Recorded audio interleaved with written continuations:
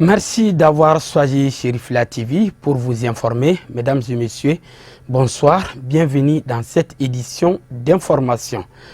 Lancement des journées hebdomadaires de formation des pèlerins 2017, c'était ce samedi 1er juillet 2017 au centre islamique d'Amdalaï. Fkafoune Batili et Fatmata Douméa pour le compte rendu. C'est par la lecture du Saint-Coran qu'a débuté la cérémonie. Devenue une tradition pour la maison du Hajj, chaque année, elle organise une série de formations à l'intention des pèlerins de la filière gouvernementale et privée avant leur départ pour la terre sainte de l'islam. Cette formation leur permettra de s'imprégner des devoirs et obligations du Hajj. Aujourd'hui, on se retrouve pour une activité traditionnelle de la maison du Hajj qui consiste à organiser des séances de formation et de sensibilisation et de leur donner les meilleures informations et de les préparer pour les voyages du pèlerinage à la Mecque, mais aussi pour leur apprendre les actes cultuels. Et aujourd'hui, nous sommes à la phase hebdomadaire, une formation qui se tient tous les samedis à la maison du Hajj, surtout à l'intention des pèlerins résidant à Bamako. Et nous comptons, Inch'Allah, de délocaliser ces formations dans les régions, dans certaines régions du Mali, au profit des pèlerins qui sont à l'intérieur du pays. Mais aussi vers la fin du mois de juillet, précisément à partir du 23 juillet, nous allons organiser une formation d'une semaine, du 23 jusqu'au 29 juillet, à l'attention des pèlerins qui sont à l'intérieur ou ceux qui sont à l'extérieur du Mali, qui viendront participer à ces formations et avoir le maximum d'informations et les disciplines à observer lors de l'embarquement dans l'avion, dans l'atterrissage, sur le sol saoudien. Le pèlerinage est le 5e pilier de l'islam. Il est un acte d'adoration qui requiert un apprentissage et une compréhension des rites qui les composent, d'où la nécessité pour le futur pèlerin de suivre des cours afin d'acquérir des connaissances de base. L'ONG, le groupement de recherche Action Droits de l'Enfant du Mali, GRADEM, a organisé une journée de mobilisation et de plaidoyer envers les aides ménagères, Sadio Sidibé et Samba Traoré.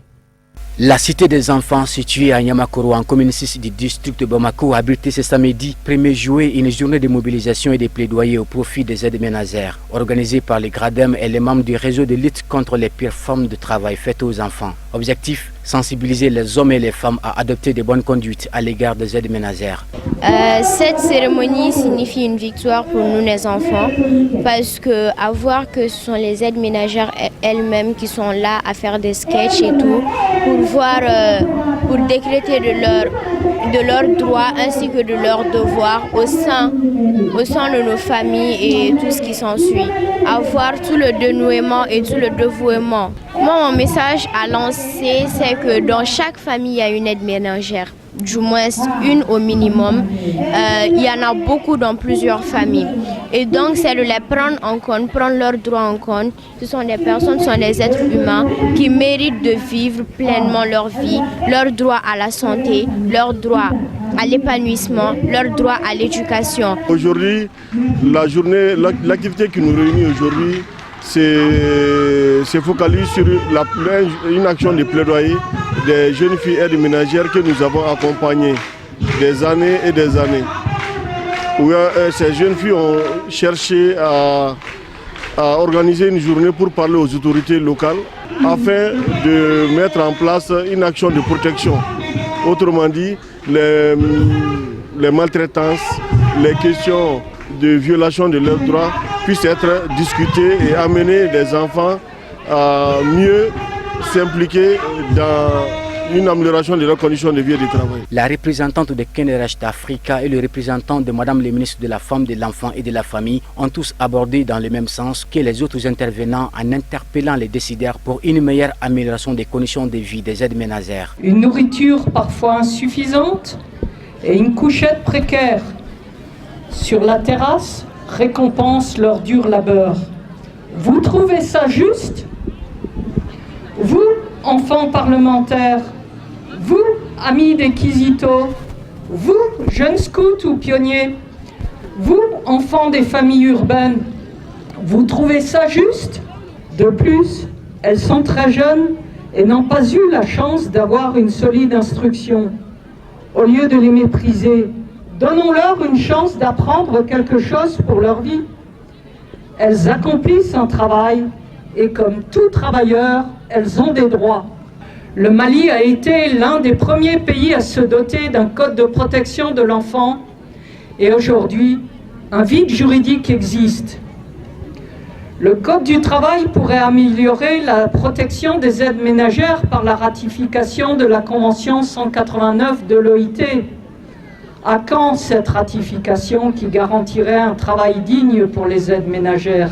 Donc, j'invite tout le monde à respecter les droits des aides ménagères, à les respecter, à les considérer comme des êtres comme les autres êtres. Parce que la Constitution de la République du Mali prône l'égalité de tous les Maliens. Nous sommes tous égaux. Donc sur cette base-là, vraiment les aides ménagères doivent bénéficier de droits égaux. Cette journée de mobilisation a été marquée par les prestations d'artistes et des poésies. La cérémonie de validation de la feuille de route du ministère de l'Emploi et de la formation professionnelle, dont la rencontre de validation de la feuille de route du département de l'Emploi et de la formation professionnelle, s'est tenue ce jeudi 29 juin 2017 à l'hôtel Maeva Palace de Bamako sous la haute présidence du ministre de l'Emploi et de la formation professionnelle, M.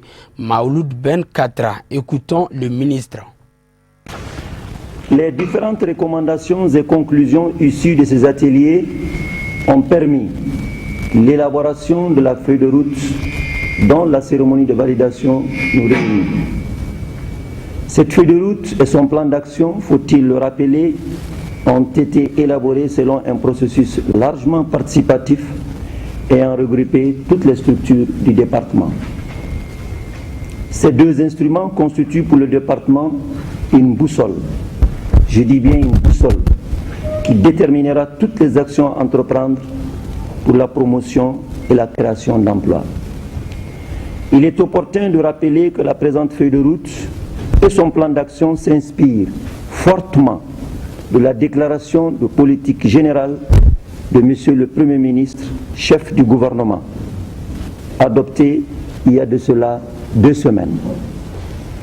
Ils ont également un lien étroit avec 2 fondamentaux essentiels que sont le cadre stratégique pour la relance économique et le développement durable, le CRED, et les objectifs du développement durable, les EDD. Le plan d'action que vous allez examiner au cours de vos échanges couvre la période de juin 2017 à juin 2018 et est bâti autour de 68 activités pertinentes identifiées avec des indicateurs précis, la source de vérification, la période de réalisation, la structure responsable et le coût. Vous veillerez à faire en sorte que les activités prévues dans la feuille de route prennent en compte la dimension de l'accord pour la paix et la réconciliation. L'occasion est opportune pour moi de vous exhorter à une analyse approfondie de cette feuille de route et son plan d'action, afin que l'objectif de création des 200 000 emplois promis par son Excellence Ibrahim Boubacar Keïta soit atteint et même dépassé. À présent, voyons l'essentiel de l'actualité africaine et internationale en brève et en images, une compilation de Marietou Diallo.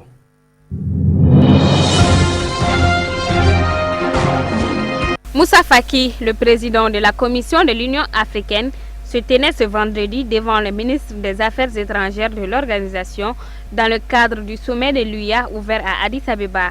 Il n'a pas fait de détour pour donner les priorités de l'organisation. L'une d'elles est la réforme annoncée et confiée lors du sommet de janvier au président rwandais Paul Kagame. Pour Moussa Faki, il urge que cette réforme de l'UIA soit accélérée, d'où son appel au ministre des Affaires étrangères de l'organisation pour proposer en urgence des mesures concrètes pour accélérer le processus. Outre la réforme de l'Union africaine, Moussa Faki a de nouveau exhorté à la solidarité africaine, seul gage de victoire et de crédibilité face au reste du monde.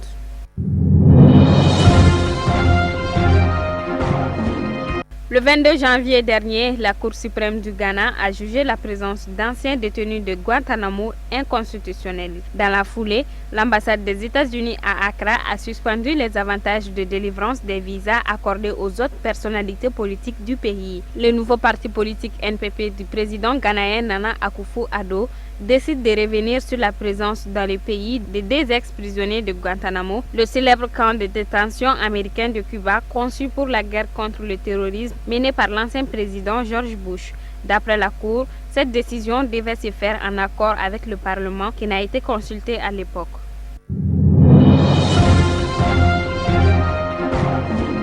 Selon le Haut Commissariat de l'ONU pour les réfugiés, 887 Nigériens jusque-là installés dans le camp de Minawao au Cameroun ont été reconduits de force dans leur pays. Pour les représentants du HCR au Nigeria, ces retours aggravent une situation humanitaire déjà précaire. Ce n'est pas la première fois que le Haut Commissariat pour les réfugiés HCR dénonce des retours forcés vers le Nigeria. En mars 2017, les Nations Unies avaient déjà accusé le Cameroun d'avoir renvoyé contre leur gré 2600 Nigériens de l'autre côté de la frontière. Les autorités camerounaises, comme elles l'avaient déjà fait en mars, démentent aujourd'hui ces accusations.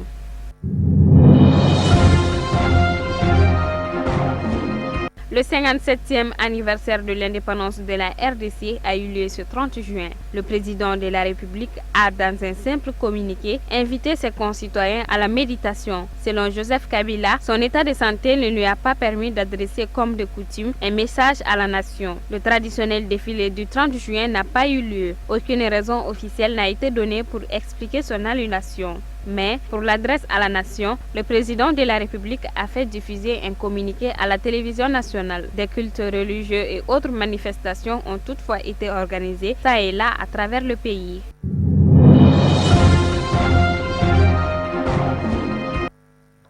Voilà ce qui met fin à cette édition d'information. Merci de l'avoir suivi. Bonne suite de programmes sur Chérifla TV. Demain, vous retrouverez Mariétou Diallo pour la grande édition. Au revoir.